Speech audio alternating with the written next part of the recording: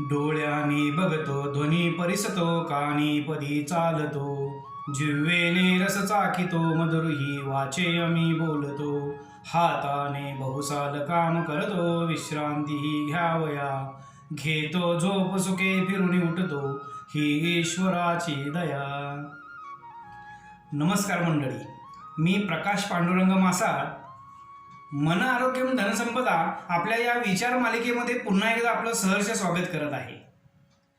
आजचा आपला विषय आहे हु इज इंटेलिजंट, बुद्धिमान कोण, या संदर्भात थोडंसं आपण विचार करूया. कोणाच्या सत्ते चाले हे शरीर, संत तुकाराम महाराजांनी हा प्रश्न आपल्याला विचारला. वेदांत दर्शनाची सुरुवातच अथातो ब्रह्म जिज्ञासा या सूत्राने होते. शिष्य आपल्या गुरूंना विचारतो, गुरुवर्य मला ब्रह्म काय हे जाणून घ्यायचं आहे. तर गुरूंनी त्याचं उत्तर दिलं, अथातो ब्रह्म जिज्ञासा, क्युरियासिटी, जाणून घेण्याची इच्छाच ब्रह्म आहे. आता ह्या जगामध्ये जाणून घेण्यासारखं बरंचसं काय आहे, तो एक खूप मोठा स्वतंत्र विषय होऊ शकतो. पण इथं क्युरियासिटी, जाणून घेण्याची जी इच्छा आहे, हे आपण एका दृष्टांताच्या माध्यमातून समजून घेऊया. एक शिष्य अतिशय हुशार असतो, पण तो कधीही वर्गात लवकर येत नसतो. तपोवन पद्धतीचं उदाहरण आहे, आश्रमातलं उदाहरण आहे. तर नेहमी एक शिष्य, गुरुजींचा लाडका विद्यार्थी, नेहमी उशिरा यायचा, पण गुरुजी तो आल्याशिवाय वर्ग सुरू करत नव्हते. गुरुमाता आणि सगळे विद्यार्थी वैतागून जायचे, हा निवांत विद्यार्थी यायचा. आता गुरुमाता आणि विद्यार्थ्यांनी गुरूंच्याकडे तक्रार केली की अहो, आम्ही तर सगळे लवकर येतोय, पण त्या एकट्यासाठी तुम्ही का वर्ग थांबवताय. तर गुरुजी गुरुपत्नीला म्हणतात की आपण उद्या परीक्षा घेऊया, हा शिष्य माझा का लाडका आहे या संदर्भात उद्या तुला उलगडा होईल. आता दुसऱ्या दिवशी गुरुमातेला सांगतात की तू एवढंच काम करायचं की विद्यार्थी जेव्हा वर्गात येतील, गुरुजी दिसले नाही तर ते आपल्या घराकडे येतील, आश्रमामध्ये येतील, मी फक्त झोपलेला असेल, चादर घेऊन पांघरून घेऊन मी झोपणार, तू गुरुजी आज काही तब्येत बरी नाही का. तर तू एवढंच सांगायचं की गुरुजींच्या कमरेमध्ये, पाठीमध्ये सरड्या बसलेला आहे, एवढंच सांग. म्हणजे दुसरं काय बोलायचं नाही. तर पहिले 2-4 विद्यार्थी येतात, गुरुजी कुठं आहेत, गुरुजींच्या पाठीमध्ये सरडा घुसलाय, त्यामुळे गुरुजी झोपलेले. ते विद्यार्थी परत जातात, उड्या मारतात. असं 1-2 करत सगळं वर्गामध्ये माहिती पसरते. हा जो शिष्य आहे, लाडका विद्यार्थी, हा शेवटी येतो, वर्गात कुणी विद्यार्थी दिसत नाही. मग तो गुरूंच्या घरी जातो. तिथे गेल्यानंतर गुरुमाता तेच उत्तर देते की गुरुजींच्या पाठीमध्ये सरडा घुसलेला आहे, त्यामुळे गुरुजी झोपलेले. आता हा जो लाडका शिष्य आहे, विद्यार्थी आहे, तो म्हणतोय पाठीमध्ये सरडा घुसलाच कसा ते मला बघायचंय. तो जातो आणि गुरुजींची चादर बाजूला करतो आणि गुरुमातेच्या लक्षात येतं की नेमका हाच विद्यार्थी का लाडका आहे. तर याच्यामध्ये ही जी क्युरियासिटी आहे, ही जी जिज्ञासा आहे, हा अतिशय व्यापक विचार आपल्या संस्कृतीने याच्यामध्ये केलेला आहे. मंडळी, किमान आपण आपल्या दैनंदिन जीवनामध्ये समृद्धी, समाधान, आनंद, शांती यावी यासाठी आपण काय करू शकतो, हा प्रश्न निर्माण होणं किमान हे कॉमन सेन्सचा तरी भाग नाही आहे का, बुद्धिमत्तेचं हे लक्षण नाही का. त्या दृष्टिकोनातून आज आपण थोडासा विचार करतोय. आज संपूर्ण जगच एक महाभयंकर अशा परिस्थितीला सामोरे जात आहे. निसर्गामध्ये होणारा असमतोल, कधी सुका दुष्काळ, तर आता सध्याला ओला दुष्काळ निर्माण होतोय. आता या माध्यमातून अतिवृष्टी झाली, पूर आला, रोजगार, महामंदीचं वातावरण संपूर्ण समाजामध्ये आज पसरलेलं दिसतं. त्यामुळं प्रत्येक माणसाची होणारी आर्थिक ओढाताण, आता कोरोनासारखी जी महामारी जी आलेली आहे, आता ती अजून गेलेली नाही. कोरोना व्हायरस जो निर्माण झाला, त्याच्या उपचारासाठी किती मोठा आपल्याला खर्च करावा लागतो याचा कधी आपण विचार केलेला आहे. नाही, आम्ही श्रीमंत आहोत. श्रीमंत आहात, ज्या बुद्धिमत्तेच्या जोरावर मी पैसा मिळवला तो केवळ दवाखान्यामध्ये डॉक्टरला देण्यासाठी. आता इथं हा विचार करणं हे बुद्धिमत्तेचं लक्षण असू शकत नाही का? हा किमान इतका विचार मी करू शकतो का? नाही, काही मंडळी म्हणतील नाही आम्ही खूप गरीब आहे. पण गरीब मी आहे, माझ्याकडे आर्थिक व्यवस्था नाही, पण अशा वेळेला एक प्रश्न नाजूक उभा राहतो, मग आमच्या घरामधला जो कोणी प्रतिनिधी आजारी पडला त्याला दवाखाना करायला नको? मग आम्ही कर्ज काढून त्याच्या ट्रीटमेंटसाठी प्रयत्न करणार. मग आम्ही आमचा खर्च करायचा नाही असा प्रश्न तुम्हाला नक्की पडेल. पण मंडळी, मला इथे एवढंच म्हणायचं आहे की किमान माझ्या हातात जे आहे तितकं किमान मी प्रयत्न केलात का? हा बुद्धिमत्तेचं लक्षण असू शकणार नाही का? तर त्या दृष्टिकोनातून असा प्रश्न आपल्याला पडणं, ह्याच्यासाठी किमान आपण विचार करणं, या दृष्टिकोनातून आपल्याला विचार करावा लागेल. त्या दृष्टिकोनातून आपली प्रगती त्यातनं होऊ शकते. लाईफस्टाईल डिसीज, ज्याला आपण जीवनशैली, आपली जी जीवनशैली ही जी पद्धती आहे, ज्या पद्धतीचं आपलं राहणीमान आहे, आपली दिनचर्या आहे, याचा आपल्या आरोग्यावर खूप मोठा परिणाम होतो. दुसरी गोष्ट, वे ऑफ थिंकिंग, माझी विचारसरणी, स्वतःचा असणारा सेल्फ टॉक, हा आपल्या आरोग्यावर खूप मोठा परिणाम करत असतो. आणि जेनेटिक डिसीज, आज अनुवंशिक पद्धतीनं काही आपल्याला आजार मिळत असतात. आता नेमकं हे काय आहे?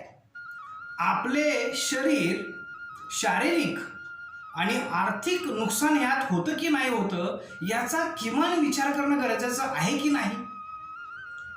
माणसाचं शरीर वात, पित्त आणि कफ या त्रिदोषांनी बनलेलं आहे.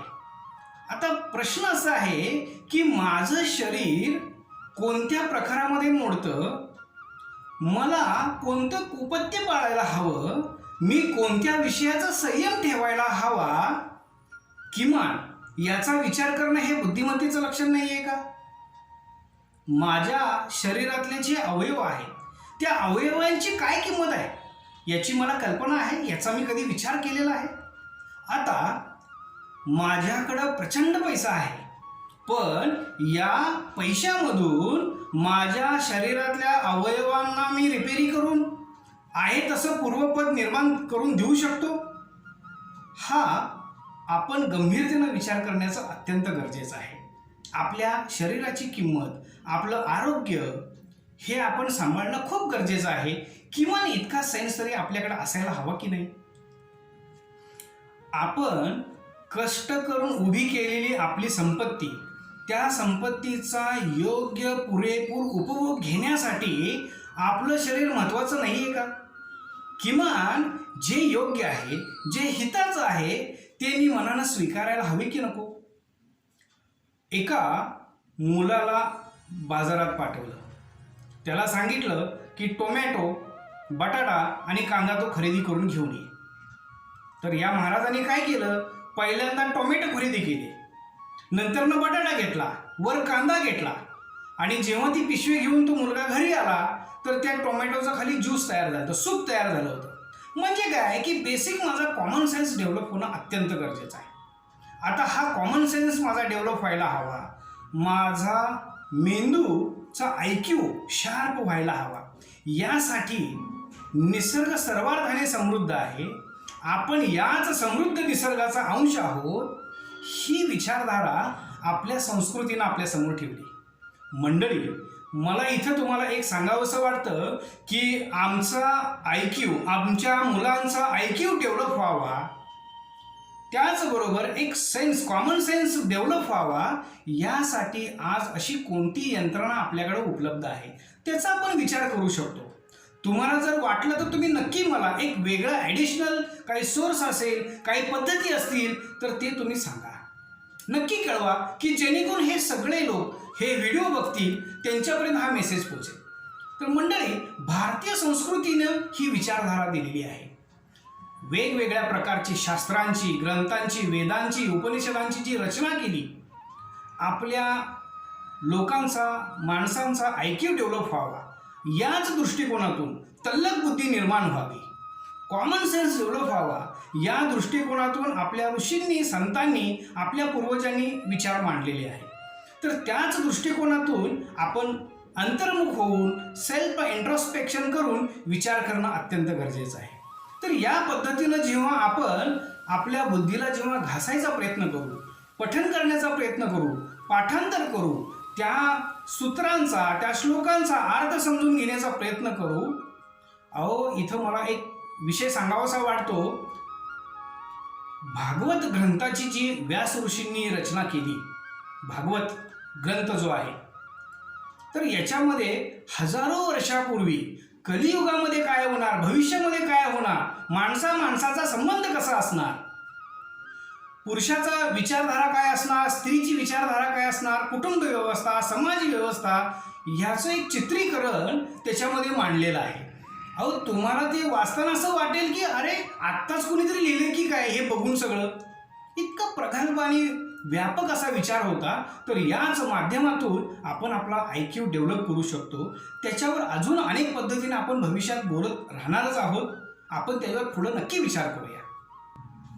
मित्रांनो, तर ही जी काही बुद्धिमत्तेची कसोटी आहे, इंटेलिजन्स ज्याला आपण म्हणतो, माझा IQ डेव्हलप झाला पाहिजे, माझा कॉमन सेन्स डेव्हलप झाला पाहिजे, या दृष्टिकोनातून नेमकं आपल्या आयुष्यामधली प्रायोरिटी आजच्या या चिंतनामधून, या विषयामधून आपण हे समजावून घेण्याचा प्रयत्न करतोय की जो काही विषय माझ्या समोर येतोय, माझ्याकडे ज्या काही गोष्टी आहेत, तर त्याच्यामध्ये मी प्राधान्यता कुठल्या गोष्टीला दिली पाहिजे याचा थोडासा आपण विचार करूया. ते करत असताना माझ्या शरीर रचनेची व्यवस्था, माझ्या कुटुंबाची व्यवस्था, माझी आर्थिक परिस्थिती, या सगळ्यांचा विचार करून आज आपल्या समोर जे काही निसर्गाने जो काही थैमान गाठलेला आहे, त्यातून योग्य रस्ता काढून आपण कसे उभे राहू, ह्या दृष्टिकोनातून विचार करणं हे आज अत्यंत गरजेचं आहे. ही काळाची खूप मोठी गरज आहे. मंडळी, या पद्धतीचे विचार आज मी तुमच्या समोर मांडले. हे केवळ एक इंट्रोडक्शन आहे. तर या विषयामध्ये मांडलेला प्रत्येक वाक्यावर आपण विस्तृत पद्धतीनं बोलू शकतो आणि भविष्यात आपण त्या विषयावर बोलणारच आहोत.